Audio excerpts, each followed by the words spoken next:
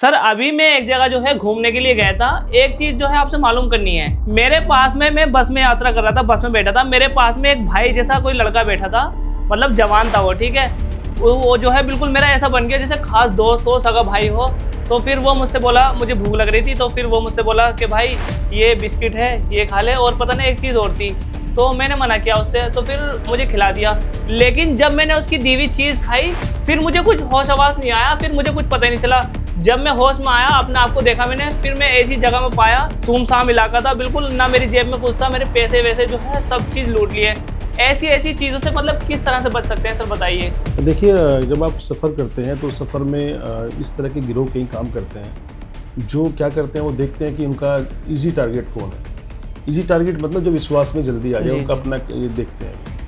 सफ़र में वो आपको कुछ खाने के देते हैं। पहली बात तो ये कि अनजान आदमी से, अब मैं वही बात कहूँगा कि विश्वास को आदमी लूटता है। तो विश्वास हमारा है, प्यार हमारा है, रिस्पेक्ट है, तो उसमें क्या होता है कि विश्वास के तौर पे आपने खा लिया। आपको किसी अनजान आदमी से कोई चीज़ नहीं लेनी है, आपको नहीं खानी है। मैं बताऊँ आपको कि यहाँ तक होता है कि पार्ले जी का बिस्कुट होगा, आपके सामने ओपन करेगा। जी। पैकिंग करना कोई मुश्किल काम नहीं है, और उनको पता होता है कि 5वें नंबर के बिस्कुट में हाँ सर, वो बिस्किट ऐसी तो था बिल्कुल सेम टू सेम।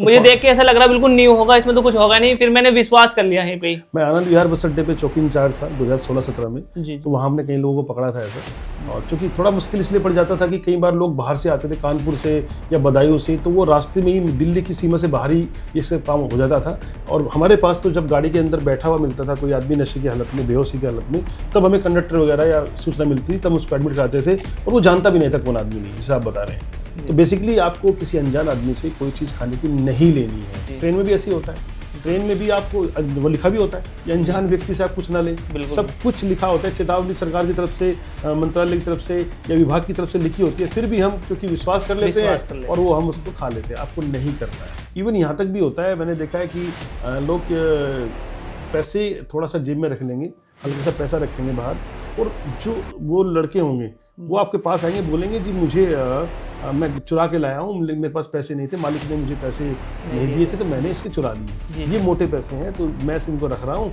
और क्योंकि मुझे इतने पैसे क्या करना है, मुझे तो किराए के पैसे चाहिए बस, आप इसको रख लें। तो आदमी के अंदर लालच बढ़ जाता है पैसों को देख के। बाहर नोट लगा होता है, बिल्कुल वो दिखाया होता है नोट, अंदर गड्डी होती है सिंपल। तो उसके बाद उसको वो कपड़े में लिपटी होती है, उसको 2000 रुपये दिए और उसने वो गड्डी ली, और उसके अंदर कुछ भी नहीं होता। लालच में ना आए, आप किसी की दी हुई चीज़ें पे आप ना खाएं, ना लें, और ना ही किसी पे इस तरह का ट्रस्ट करें। अगर आप किसी का हेल्प कर भी रहे हैं तो पूरा उसको पहले वेरीफाई कर लें जब आप काम करें। इस वीडियो को ज़्यादा से ज़्यादा शेयर कर देना दोस्तों। जय हिंद।